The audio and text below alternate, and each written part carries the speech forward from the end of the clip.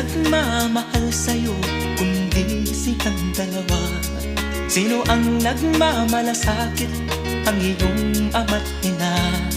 Sila ang naging daan, kaya ika'y nabubuhay sa mundo.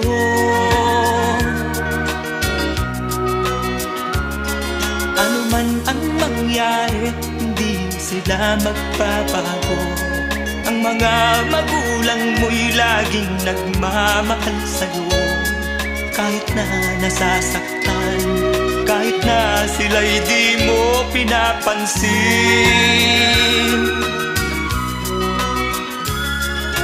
Kung nalalaman mo lang mga hirap